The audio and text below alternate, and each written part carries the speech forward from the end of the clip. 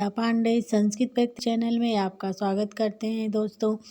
आज की वीडियो में हम नैषधीय चरितम नामक महाकाव्य को लेकर आए हैं। इसके बारे में हम अध्ययन करेंगे। नैषधीय चरितम किसकी रचना है या श्रीहर्ष की रचना है, कौन सी काव्य विधा है, यह महाकाव्य है या परीक्षाओं में ऐसे ही पूछा जाता है। दोस्तों, नैषधीय चरितम का कोई ना कोई कुछ ना कुछ हर एग्जाम में पूछा जाता है।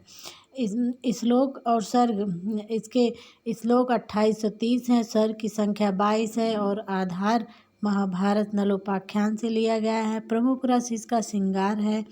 नायक और नायिका नल दंपत्ति हैं, दमयंती हैं। इसमें वैदर्भी रीत का प्रयोग हर्ष ने किया है और विशेष इसका नल दमयंती का प्रणय वर्णन है। प्रमुख सूक्तियाँ हैं, अजर्वम ही कुटिलेश न नीति, अर्थात कुटिल लोगों के साथ कुटिलता का ही व्यवहार करना पड़ता है। सरल नीति से उनके समझ में नहीं आता है, अर्थात जैसे जो रहते हैं उनके साथ वैसा ही हमें व्यवहार करना पड़ता है। मीतम चा सारम चा वचो ही वाग्मिता, अर्थात हर्ष कहते हैं कि मीतम चा कम बोलो, सारम लेकिन सार गर्भित बोलो। वाग्मिता का अर्थ है वाणी की पांडित्यता, वाणी की चतुरता, मतलब बोलने का तरीका। तो इसी प्रकार जो बोलो वह सारगर्भित हो, उसे सुनने वाला हो, समझने वाला हो, इस प्रकार से बोलना चाहिए। कर्म का सौकृत मत न भुंगते, अर्थात इस संसार में कौन है जो अपने किए गए कर्मों को नहीं भोगता, अर्थात हम जैसा कर्म करेंगे वैसा ही फल भुगतेंगे। तो इसी सूक्त में कहा गया है कि कौन सा ऐसा व्यक्ति है जो अपने किए गए कर्मों का फल नहीं भोगता है। और दूसरी सूक्त है, दुर्जया ही विषया विदुषाम अपि, विदुषा अपि, अर्थात दुर्जया विषय इंद्रियां जो हैं उन्हें जीतना बड़ा ही मुश्किल है। इस सूक्त के माध्यम से बताया गया है। तो दोस्तों चलिए हम आगे देखते हैं नैषधीय चरितम के बारे में। यह महाकवि श्रीहर्ष द्वारा रचित रचना है। यह बहुत ही बड़ा महाकाव्य है जिसमें 22 सर्ग हैं। प्रत्येक सर्ग में 100 से अधिक पद्य हैं। 13वें और 19वें सर्ग को छोड़कर, जिनमें केवल 55 और 66 पद्य हैं, बाकी सभी सर्ग बहुत ही बड़े हैं और इसमें 150 पद्यों के लगभग है। महाकाव्य के इस विशाल आलवाल को देखते हुए श्रीहर्ष ने नल चरित्र के संबंध जितनी भी कथा ली है वह छोटी है। दमयंती तथा नल के प्रेम को लेकर उनके विवाह और विवाहोपरांत क्रीड़ाओं आदि का वर्णन कर काव्य को समाप्त कर दिया है। चलिए हम इसके सर्गों को 22 सर्गों को नंबर वाइज देखते हैं, किस सर्ग में किस चीज़ का वर्णन किया गया है। प्रथम सर्ग में नल का वन विहार वर्णित है। द्वितीय सर्ग में हंस के द्वारा दमयंती के सौंदर्य का वर्णन तथा नल के कहने पर कुंडीनपुरी जाने का उल्लेख है। तृतीय सर्ग में हंस दमयंती के पास जाकर उसे नल के प्रति अनुरक्त बना देता है, मतलब नल के बारे में बताकर उनकी प्रशंसा करके उनके मन में प्रेम पड़ने को जागृत कर देता है। चतुर्थ सर्ग में दमयंती के नल गुण श्रवण जनित पूर्व राग सूचक वियोग की दशा का उहोक्तिमय वर्णन है। पंचम सर्ग में इंद्र, अग्नि, वरुण और यम नल को दमयंती के पास दूत बनाकर भेजते हैं, अर्थात ये देवता लोग नल को दूत के रूप में उन्हें मायावी दूत बनाकर दमयंती के पास भेजते हैं। षष्ठम, सप्तम, अष्टम और नवम सर्ग में नल का वहाँ जाने का वर्णन है दमयंती के पास। दमयंती का नक्श चित्रण है। वह देवताओं के संदेश को दमयंती से कहता है। वह कौन? नल। देवता लोग मतलब खुद स्वयंवर करने के लिए, विवाह करने के लिए दमयंती से कहते हैं, ऐसा संदेश भेजते हैं नल को दूत बनाकर। तो नल दमयंती से कहता है कि देवता लोग इंद्र, अग्नि, वरुण और यम ये सब लोग तुमसे विवाह करना चाहते हैं। तो दमयंती नल को छोड़कर उनका वरण नहीं करना चाहती क्योंकि वह नल से प्रेम करती है। दुखी दमयंती रोने लग जाती है इन सब बातों को सुनकर। तब नल प्रकट होकर अपना असली परिचय देता है। वह खुद को नल के रूप में उनके सामने प्रकट करता है और उसे सांत्वना देता है। 10वें सर्ग में स्वयंवर के पहले दमयंती के श्रृंगार का वर्णन किया गया। अद्भुत श्रृंगार विवाह में जो विवाह के पहले श्रृंगार किया जाता है वो उसका वर्णन है। एकादश और द्वादश मतलब 11 और 12 सर्ग में सरस्वती के द्वारा स्वयंवर में उपस्थित राजाओं का वर्णन है। त्रयोदश सर्ग में नल का रूप धारण कर आए हुए चारों देवताओं और नल का श्लिष्ट वर्णन है। चतुर्थ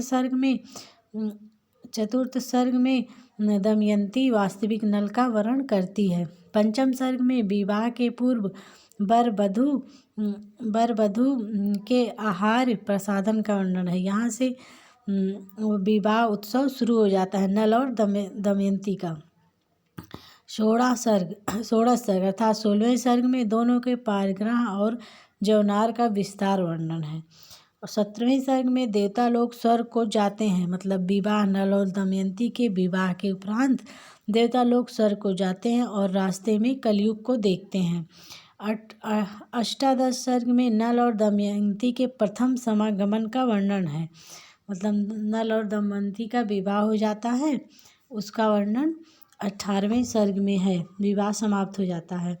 और 19वें सर्ग में प्रातःकाल नल को जगाने के लिए बैतालिकों के गान का मतलब पहले राजाओं को निद्रा से जगाने के लिए सुंदर गीतमय आयोजन किया जाता था। उसी का वर्णन 19वें सर्ग में किया गया है कि राजा नल को जगाने के लिए मतलब गाने वाली गायिकाएं सब आकर सुंदर गीत को गाती हैं। बीसंत और 2 बीसंत सर्ग मतलब 20, 21 और 22वें सर्ग में राजा रानी की दैनिक दिनचर्या का वर्णन है अर्थात नल और दमयंती के रोजाना जो दैनिक जीवन में जो कार्य कलाएं मतलब क्रिया होते हैं उन सब का वर्णन है।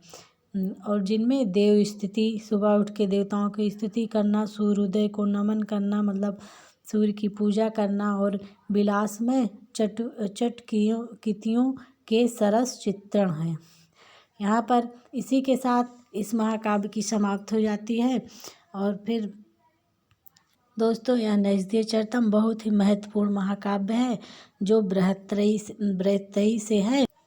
प्रत्येक सर्ग के अंत में इसके परिचयात्मक सभी श्लोक शार्दूल विक्रीडित छंद में है। बृहत्त्रयी का सबसे बड़ा ग्रंथ नैषधीय चरितम माना जाता है।